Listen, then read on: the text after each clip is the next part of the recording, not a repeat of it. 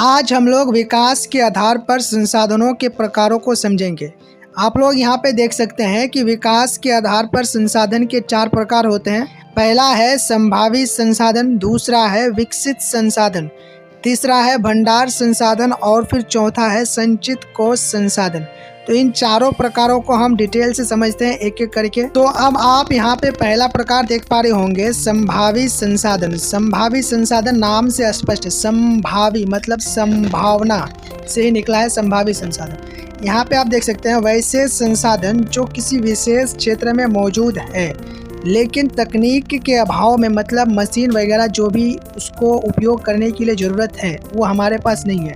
तो तकनीक के अभाव में वर्तमान में मतलब अभी इसका उपयोग नहीं हो पा रहा है, लेकिन भविष्य में इसकी विकास का संभावना है, मतलब मशीन वगैरह बन सकता है जिससे हम इसका उपयोग कर पाएंगे।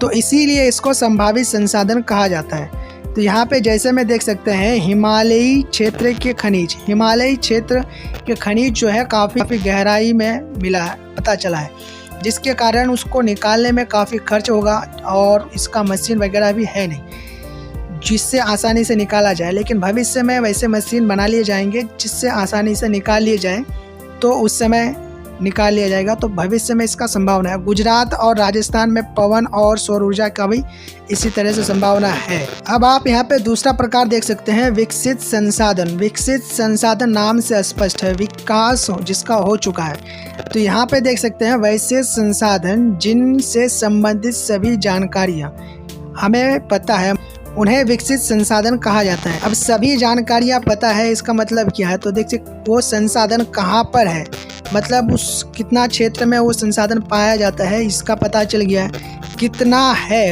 ये भी पता चल गया है, कैसा है मतलब उसका गुण कैसा है ये भी पता चल गया है, उसको निकालने में कितना खर्च होगा ये भी पता हो। उसके बाद इसको अगर हम उपयोग करें तो कब तक वो चलेगा, कितना दिन तक चलेगा ये भी पता है, तो उसको क्या कहेंगे, विकसित संसाधन है। मतलब जिसके से संबंधित जितने भी जानकारियां हैं सभी हमको अगर पता है तो वो विकसित संसाधन है। अब यहाँ पे तीसरा प्रकार देख सकते हैं भंडार संसाधन।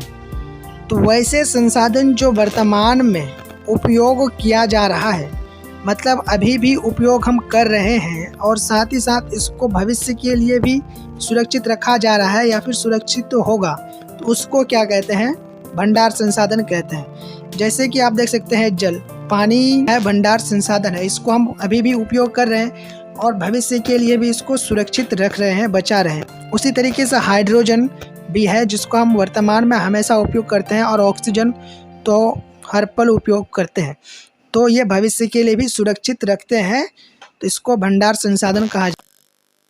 अब बात करते हैं चौथा प्रकार का जो है संचित कोष संसाधन।